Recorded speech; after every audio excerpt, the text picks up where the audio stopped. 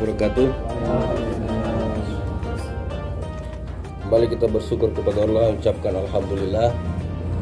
Salawat kepada Nabi dan mengucapkan Allahumma sholli ala Sayyidina Muhammad wa ala alihi Sayyidina Muhammad. Bapak-bapak hadirin, para jamaah yang dirahmati Allah Subhanahu wa taala. Seperti yang disampaikan oleh tuan rumah tadi, ini sebenarnya momen yang sangat luar biasa sore ini. Giliran yasinan terakhir, kita akan memasuki tahun baru pula. Ini hari terakhir pula. Jam-jam sebegini, biasanya di masjid-masjid besar itu, mereka berdoa ini. Karena berdoa di akhir tahun. Maghrib itu memang sudah berdoa di awal tahun. Jadi mungkin saat ini kita belum bisa merasakan apa manfaat perkumpulan ini. Mungkin saat ini kita belum tahu nikmatnya, tapi di suatu saat nanti di hari perhitungan ini akan semua dihitung di hadapan Allah Subhanahu wa taala. Diputarnya kehidupan manusia itu, diputarnya film kehidupan manusia itu, nampaklah nanti di akhir tahun kita ini berkumpul kembali. Itu nampak jelas. Oleh karena itu, jadi apa yang harus kita lakukan, apa sikap kita sebagai seorang mukmin menyambut tahun baru Islam ini, 1 Hijriah. Kalau tahun baru yang kemarin itu bukan tahun baru kita, tahun baru Basamo. Kalau tahun baru yang kemarin identiknya adalah bakar-bakaran. Yang punya sedikit malam-malam persiapkan alat pembakaran, bakar jagung, bakar ayam, dan trompet. Itu identik tahun baru yang kemarin. Tapi ini kita memasuki tahun baru yang kita miliki sendiri. Terus apa langkah-langkah kita? Yang pertama memang saatnya kita memperbanyak doa. Yang kedua adalah mempunyai planning pekerjaan tahun yang akan datang. Hari ini sudah simpul, tahun ini sudah ditutup tahun amal kita, sudah dihitung, sudah masuk, nanti akan diputar kembali, kita akan memasuki tahun yang baru. Terus hijrah itu apa? Tahun baru Islam itu apa? Hijrah itu artinya berpindah. Berpindah. Kalau Pak Ustadz tadi menyampaikan hasibu anfusakum qabla an tuhasib, sebenarnya satu alur dengan hijrah. Jadi orang yang kebaikannya tidak bertambah padahal tahunnya bertambah, umpamanya tahun ini dia hanya punya kebaikan 10, tahun yang akan datang masuk juga 10, kalau sama-sama itu namanya merugi. Jadi harus ada peningkatan ibadah kita kepada Allah Subhanahu wa taala. Jadi ini momen yang cukup baik bagi kita, karena kalau kita hijrah karena Allah, kita memasuki tahun baru Islam ini karena Allah, setidaknya proses penambahan ibadah itu akan kita lakukan, akan kita nikmati setelah habis tahun ini. Tetapi kalau yang ada di hati kita, kalau ada yang di benak kita, bahwa tahun baru yang akan datang ini yang kita pikirkan harta dan harta, itu akibat akan berkurang ibadah kita kepada Allah Subhanahu wa taala. Jadi di satu momen perbaikan bagi kita. Selanjutnya, di samping kita harus memperbanyak ibadah kita kepada Allah Subhanahu wa taala, bapak-bapak hadirin yang dirahmati Allah, bahwa dunia yang kita tempati saat ini sudah semakin tua. Dunia yang kita huni saat ini sudah memasuki usia-usia tua. Artinya apa? Banyak sekali yang tidak lagi sesuai dengan syariat-syariat Islam yang berlaku dan dijalankan oleh penghuni bumi ini. Makanya ada langkah-langkah disebutkan para ulama kita. Di tahun baru ini kita harus istiqamatul maqnawiyah. Istiqomah artinya itu tetap penderita kita kepada Allah Subhanahu wa taala. Jangan sampai tergoyah karena kehidupan ini, karena alam ini, dunia ini. Kita tidak tahu apa yang akan terjadi besok. Apakah nanti seperti nabi-nabi yang dulu, mereka semua muslim, tahu-tahu keturunannya tidak muslim lagi. Hari ini kita alhamdulillah masih mengucapkan kalimat la ilaha illallah, tapi tidak ada jaminan 10-20 tahun yang akan datang keturunan kita masih beragama Islam apa tidak. Jadi kita di saat ini harus berpikir. Makanya disebut wanadharatul fik, harus matang berpikir. Kenapa? Saat ini bapak-bapak, semua dunia-dunia luar, kemajuan-kemajuan menjadi bibit dan mencari cara bagaimana supaya Islam ini semakin hilang izzahnya di tengah-tengah masyarakat kita. Sekarang ini sudah seperti yang disampaikan oleh Nabi, kemuliaan Islam itu hilang. Bahkan zaman kini itu, yang beragama Islam sendiri pun malu dia ngaku Islam. Izzahnya hilang, sudah dicabut. Apa contohnya? Banyak contoh dalam kehidupan ini. Kita banyak, tetapi tidak mulia lagi. Jadi, makanya kita perlu hayawatul harakah. Ada sebuah gerakan. Maka kumpulan-kumpulan seperti ini adalah merupakan bentuk harakah, setidaknya mengembalikan izzah Islam itu pada diri kita. Islam itu harus masuk kembali kepada diri kita. Kalau konsep umumnya udkhulu fis silmi kafah, tetapi ada ruhnya, ada batiniahnya yang hakiki itu, kita sendiri harus memasukkan kemuliaan itu kepada jati diri kita sebagai seorang yang beriman. Bapak Ibu hadirin yang dirahmati Allah Subhanahu wa taala, makanya kita tidak hanya sekedar memikirkan kita-kita yang kelompok ini saja, tapi keturunan-keturunan kita. Makanya dalam Al-Qur'an itu waliyakhshal ladzi law taraku min khalfihim dzurriyyatan dha'afan. Hendaklah kita ini takut. Takutnya apa? Jangan sampai keturunan-keturunan kita nanti kita tinggalkan dalam posisi lemah, tidak berdaya, lemah ekonominya, lemah bisnisnya, di jabatan mereka tidak punya, iman pun kosong tidak punya. Makanya kata di'afa di dalam tafsirnya itu memang lebih condong kepada kelemahan iman. Kelemahan iman. Kenapa demikian? Karena para ulama-ulama kita dulu sudah mengajarkan kepada kita. Ada orang yang sakit, dia undang anak-anaknya.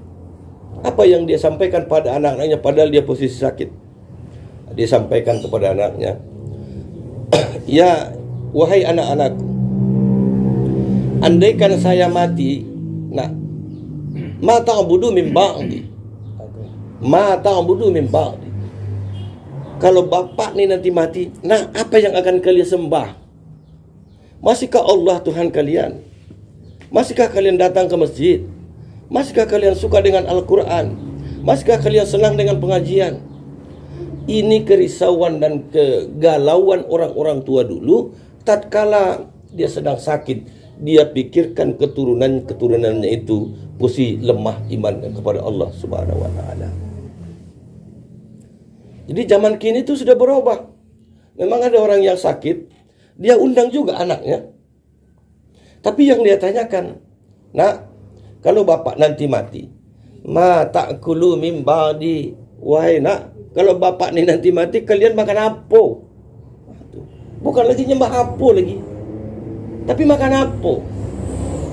Takut nian dia anak sudah makan, tetapi dia tidak risau kalau anaknya tidak beriman kepada Allah Subhanahu wa taala. Jadi harus kita buat balance. Yang pertama, kalau bisa, ma ta'budu wa ta'kulu min ba'di. Kalau saya mati, apa yang akan kalian sembah dan apa yang akan kalian makan?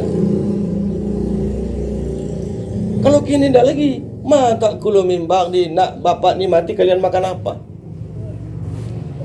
Artinya, bapak-bapak hadirin yang dirahmati Allah Subhanahu wa taala, di akhir tahun ini kita memuhasabah diri kita. Jangan sampai kita memberikan perut jasmaniah anak kita kekenyangan, belanjanya kekenyangan, tapi batiniahnya kelaparan. Nah, ini bahaya nih. Bukankah dalam tubuh kita ini ada dua unsur yang harus kita penuhi? Yang pertama mudghah, itu segumpal daging yang disebut dengan qalbun, yang disebut dengan hati. Makanya apa kata hati katanya? Kalau sudah kata hati, kata qalbun, itu sudah mendekati kebenaran. Jadi bagaimana kata hati itu bisa tepat, bisa tidak melenceng kata hati itu? Yang pertama, dia harus dibelanjai. Apa dibelanjai? Dibelanjai makanan ruhiyahnya, batiniahnya, dengan memberikan kalimat-kalimat la ilaha illallah, kalimat-kalimat thayyibah kepada batin. Orang yang selalu berzikir kepada Allah, hatinya itu akan bersih, hijab itu akan tersingkap, mata batinnya itu tajam dan mampu melihat. Jadi jangan sampai kita sibuk memikirkan perut anak kita, makanan jasmaniah anak kita, tapi tidak memikirkan makanan batiniah anak kita. Kalau itu yang terjadi, sama maknanya kita selalu mengatakan kepada anak kita, apa yang akan kalian makan kalau saya sudah tiada? Ini renungan buat kita bapak-bapak di akhir tahun ini, karena jam 6 nanti sudah masuk kita berganti tahun. Jadi kita usahakan sebenarnya ini momen terakhir kita di tahun ini untuk beribadah. Kita pengajian seperti ini, berangkat dari rumah kita, kalau ada dapat satu ilmu saja, itu posisi kita seperti orang yang sedang berjihad di jalan Allah. Jadi kita kumpul di rumah ini adalah kumpulan orang-orang jihad. Itu akan tercatat kembali, dan nanti di hari kemudian akan kita dapatkan balasan dan pahalanya di hari yaumalayan paumalun wala banun illa man atallah biqalbin salim, di mana hari nanti tidak berguna lagi harta dan keturunan, anak-anak bukan lagi menjadi kebanggaan, tetapi datang dengan jiwa yang selamat. Bapak-bapak hadirin yang dirahmati Allah Subhanahu wa taala, mungkin ini renungan sebentar saja, renungan kecil yang bisa saya sampaikan kepada kita, terutama pada diri saya. Mulai sekarang kita harus tingkatkan diri kita. Ya Allah, mulai tahun ini, tahun yang akan datang ini, saya akan melaksanakan seluruh kewajiban sholat saya, ya Allah. Nah, ini meletakkan dasar-dasar itu di sini saatnya. Ya Allah, setidaknya ada janji kita kepada Allah Subhanahu wa taala. Tidak usah janji dengan bini kita, tidak usah janji dengan jamaah kita. Tetapi ini perubahan hari, perputaran waktu, tahun akan datang. Tinggal beberapa jam lagi, beberapa saat lagi. Tapi ada ikrar dari seorang hamba, terlepas dilaksanakan atau tidak dilaksanakan, yang jelas sudah ada azam, sudah ada niat cita-cita di hatinya. Ya Allah, andaikan ini kau berikan aku kesehatan tahun ini, ya Allah, saya tidak akan pernah meninggalkan ibadah sholat saya. Ini momen. Andaikan pun tidak jadi setahun ini kita melaksanakan, tapi sudah dicatat oleh Allah Subhanahu wa taala. Umpamanya baru hari kedua, belum dijanjinya setahun tadi, hari kedua la inna lillah pulau kan, umpamanya. Jadi dia sudah dicatat 1 tahun. Aduh.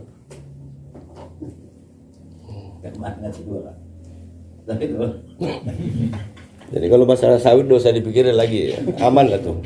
Naik sendiri. Kaget naik sendiri lah tuh. Mobil bagi berondolnya. Nah, bagi berondolnya be. 2000. Nah. 2 menit lagi. Ini harus dimanfaatkan waktu singkat ini. Iya. Karena ini terakhir di saat ditutup amal kita nih. Walaupun begini-begini di hadapan Allah pahalanya luar biasa nih. Nah. Jadi bapak-bapak hadirin yang dirahmati Allah, di penghujung acara kita ini, apalagi yang harus kita lakukan di saat mempersiapkan, memberikan sebuah keyakinan pada diri kita, membuat i'tiqad kita akan melaksanakan segala ibadah, kewajiban kita kepada Allah Subhanahu wa taala. Ini saatnya kita letakkan garis-garis dasarnya. Janjikan pada diri kita sendiri.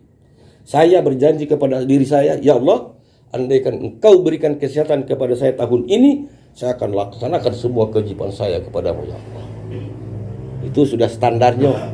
Orang yang sudah lebih mantap, ya Allah, Andai kan kau berikan aku kesehatan tahun ini, akan saya tambah ibadah-ibadah sunat saya kepadamu ya Allah. Jadi ada tingkatan-tingkatannya. Yang terakhir bapak-bapak, bahwa keadaan muslim saat ini kita sudah diserang. Kita sekarang sudah seperti masakan yang dihidangkan di sebuah tempat di atas ayan. Jadi semua ada yang menarik sebelah kanan, ada yang menarik sebelah kiri, ada yang merampok, ada yang... Itulah posisi umat Islam. Yusaku antada alaikumul umam. Akan datang suatu hari bahwa kita ini seperti makanan di sebuah tempat yang asik diperebutkan oleh musuh-musuh kita. Mana buktinya? Buktinya sekarang tuh ditariknya lah kecintaan kita kepada agama kita itu sendiri. Doktrin-doktrin media, akun-akun palsu itu sekarang didoktrinkan kepada generasi muda kita, sehingga dia membenci ulamanya, sehingga membenci orang-orang yang berjuang di hadapan Allah Subhanahu wa taala. Dia tidak sadar dengan sendirinya, karena dia sering nonton, dia tampung berita, akhirnya dia membenci ulama, akhirnya dia membenci kebenaran, sehingga tidak lagi bisa berlaku adil. Andaikan ada orang, kita buktikanlah ketidakadilan kita pada lingkungan kita, pada agama kita. Kalau ada orang mampu memakai cadar, pakaian tertutup, kadang di hati kita ada yang seseorang gelisah dia. Apa niat? Bahkan menjadi bahan pembicaraan di tengah-tengah masyarakat. Tapi kalau lewat di depan rumah dia, seorang gadis yang pakaiannya segini, dia tidak komen. Ada muslim yang sanggup menutup auratnya, digibah dan digunjingnya, jadi pembicaraan. Tapi kalau ada orang perempuan yang lewat di depannya, terbuka seperti itu, dia tidak ngomong deh, dia tidak komen. Jadi seolah-olah kita membenci orang yang menutup aurat dan menyenangi orang yang membuka aurat. Jadi inilah keadaan umat Islam saat ini. Kita lebih menyenangi kejahatan daripada kebaikan. Saya pernah sampaikan tadi malam waktu tausiah singkat di Simpang Niam. Andaikan kita buat survei, ada orang di sini membuka tempat maksiat, judi besar-besaran, mohon maaf, perempuan-perempuan dia datangkan, 100 orang penduduk Simpang Niam disurvei, berapa yang suka dengan dia? Itu yakin dan percaya di atas 50%. Suka, senang. Dan andaikan ada orang kiai datang ke sana, dia buka pengajian, majelis-majelis, anak-anak diajari, disurvei dari 100 orang, mungkin 30% pun ada yang suka dengan ulama. Jadi mata kita itu sudah mulai rabun dengan kebenaran-kebenaran. Jadi tahun baru ini yang kita perbaiki. Kalau mata penglihatan itu mungkin bisa melalui katarak, operasi, tetapi melalui kacamata Islam ini kita harus cara pandang kita. Karena semua inna sam'a wal absar, semua penglihatan, pendengaran, kullu kana ulaika mas'ula, semua itu akan dipertanggungjawabkan di hadapan Allah Subhanahu wa taala. Bapak-bapak hadirin yang dirahmati Allah Subhanahu wa taala, akhirnya pesan singkat ini, tolong anak-anak kita, generasi-generasi kita ajari dia agama, kita ajari dia baca Quran, kita wariskan ilmu-ilmu agama padanya, agar kita tidak nanti terlanjur menyesal di belakang hari. Karena ujung-ujungnya penyesalan itu selalu datang terlambat. Andaikan aku begini, saya tidak akan masuk neraka. Itu ucapan-ucapan yang sering kita ucapkan. Kalau saya kemarin begini, saya tidak akan begini. Ahli neraka juga seperti itu. Andaikan kemarin aku dengarkan tausiah itu, mungkin saya tidak di neraka yang ini. Jadi sebelum penyesalan itu datang, ini momen yang tepat. Saya ingin pengajian kita ini makin berkembang. Kita ajak orang di sini, kita ajak orang mendengarkan tausiah, kita ajak orang baca Al-Quran. Maka di tempat siapa itu diadakan, semua ini akan menjadi saksi di hadapan Allah Subhanahu wa taala. Rumah ini akan bisa menjadi saksi, rumah ini akan menjadi penolong kita. Tatkala di dalamnya ini dilakukan kebaikan-kebaikan, apalagi kita sempat membaca Al-Quran di sini. Ujung baca Quran itu la'allakum turhamun, Ini mengundang rahmat. Cuman kadang-kadang kalau pas pengajian kita sudah yasinan masih banyak yang ngotang-ngotang itu yang nggak boleh. Rahmat tuh hilang lagi tuh Pak. Apalagi kita yasinan ibu-ibu masih ngotang-ngotang yang macam itu sebenarnya harus kita perbaiki ke depannya. Karena Al-Quran yang kita baca, kalau Quran dibaca, ansitu la'allakum turhamun, kamu pasti akan dapat rahmat kalau kau dengarkan. Apalagi kita mengerti apa yang dia baca, apalagi kita paham apa yang kita baca. Jadi saya ingin jamaah ini, majelis kita ini akan semakin kita tingkatkan. Niatkanlah. Mungkin dulu kita tidak pernah sekolah di pesantren, tidak sempat lagi. Umur lah tua, tidak mungkin lagi kita belajar lagi. Padahal kewajiban menuntut ilmu itu minal mahdi ilal lahdi, dari buayan sampai ke liang lahat. Jadi sampai tua pun wajib menuntut ilmu. Jadi nanti ustadznya bisa bergantian. Yang terakhir nanti Ustadz Jono kan bisa juga. Nah, Bisa gini Ustaz, ada dapat santri itu 2 orang ini dari Sungai Ruan, datang tiap hari Minggu ke dusun tuh belajar kitab kuning. Alhamdulillah. Lah terus masih konsisten nampaknya. Memang dulu pernah sekolah pesantren, tapi lah banyak hilang katanya kaji itu kan dari Sungai Ruan 2. Itu jernih, matanya sudah mulai jernih tuh. Iya. Nah, kita ini lagi rabun gini Pak. Lagi rabun, masih indah-indah lah kok dunia kok. Jadi mungkin kalau kita gitu di sini tidak sempat lagi dah Bang. Kalau kita nanti ilmu ke sana jauh nian Bang. Menilah kita di sini cukup baik. Sebulan 2 minggu sekali kita berkumpul, dapat 1 ayat 2 ayat jadilah. Tapi kalau punya bekal beras nanti ke tempat Pak Ustaz ini jadi juga sebulan 2 bulan di sana kan. Tapi jangan abang dewe. Ajak pula kakak kan itu. Jadi Bapak Ibu hadirin yang dirahmati Allah, barangkali itu saja yang bisa saya sampaikan. Mungkin agak-agak terlalu kencang penyampaian saya karena memang nggak ada mic aja. Kalau ada mic Pak agak lemas juga lah penyampaiannya. Sengaja dikeraskan sebenarnya. Mudah-mudahan ada manfaatnya bagi kita semua. Amin ya rabbal alamin. Wassalamualaikum warahmatullahi wabarakatuh.